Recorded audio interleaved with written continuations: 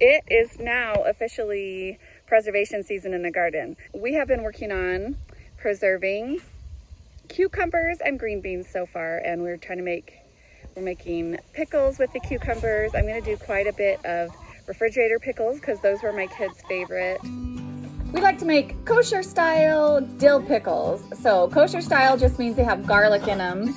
I use a bay leaf or an oak leaf or a grape leaf to add tannins to help keep the pickles crunchy. And then I add some mustard seed, dill seed, and a fresh dill flower head.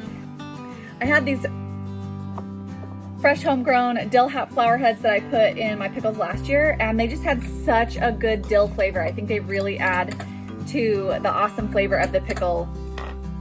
And then I add some black peppercorns as well and start packing the jar with pickles. And I do slice off just the very end, the blossom end. That's supposed to help keep the pickles crisp as well. And then I try and get all the pickles in the jar. And it seems like it would be pretty easy, but somehow it ends up kind of tricky to fill the jar with pickles. I use a really basic brine recipe that is on my pickling salt bag, and it calls for 8 cups of water, 4 cups of distilled vinegar, the 5% acidity, 1 cup of the canning salt. And I really don't like sweet pickles, but sometimes if you find the vinegar in pickles a little too sour, then you can add a little bit of sugar. So I added 2 tablespoons of sugar to this batch, and we'll see how we like that. And then I have started freezing and canning green beans. So here I am snapping my green beans. They used to call green beans, when I was growing up, they called them string beans because they would have this kind of fibrous string that ran through the back of them, and that's part of what you did when you snapped them, was you had to kind of pull this string out of them or off the back side of them. But they've selected green beans to not really have those strings as much anymore, except sometimes when they get like a little bit overripe, then you'll find that string in them. But green beans are so crisp and fresh that you don't even have to slice them with a knife. You can just snap them into little pieces. To freeze them, I'm using our food saver, and I am vacuum sealing those and packing them all up for the freezer.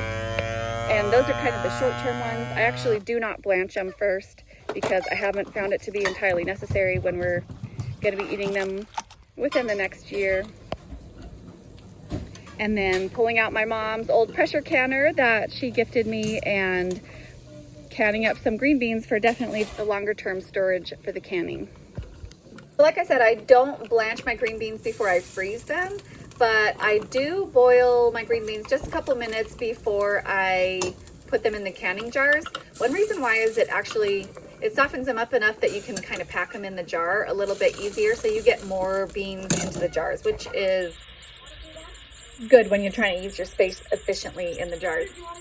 And then I take that boiling liquid and pour it back in on top of the beans, giving them just their 1/2 inch of headspace.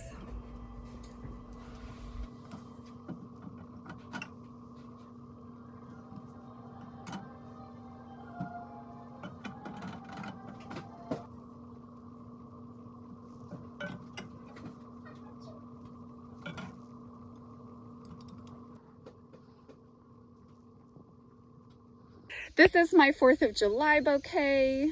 I had made a video quite a few years ago where I said it was a goal of mine to make 4th of July bouquets with red, white, and blue flowers. So here we have. This week we actually got the kind of leftovers of the hurricane that hit Texas earlier. I didn't quite realize that's what's going on at the time. We had 4-H projects due to turn in this week for the fair, and so we were just kind of all in. That's where our brain was.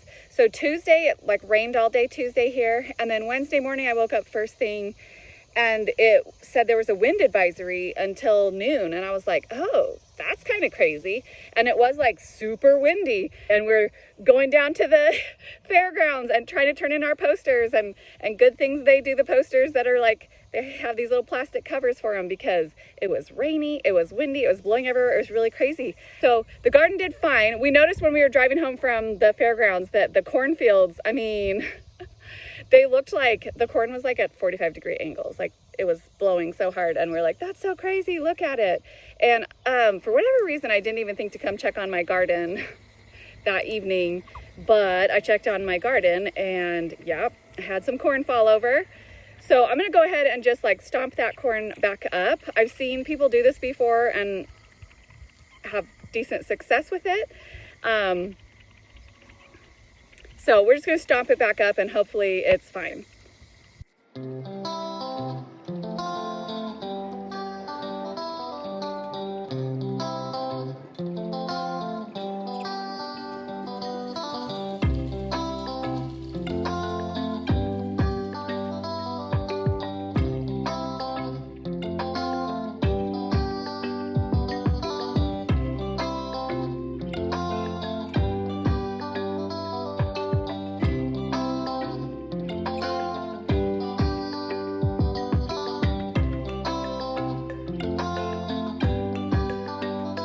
I did lose a handful of sunflowers as well that got knocked over by the wind.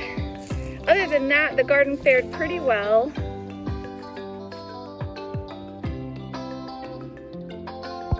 I have this one sunflower that fell over and I've tied it up, and so I think it'll stay up and grow now that I've got it tied back up. This tomato plant that was kind of in a dinkier cage fell over, got knocked over, and I'm not sure that I'm gonna try and lift that back up because I might just break it if I try to lift it.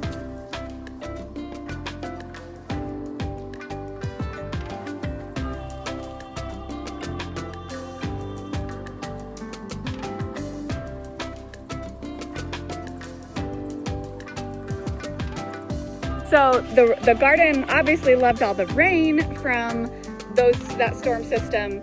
So everything is doing great. We have these beans that have popped up and are growing amazing. And other than that, my melons are taking off, my squash are taking off, the sweet potatoes are doing awesome. And my sweet corn is actually starting to tassel and starting to put out little silks.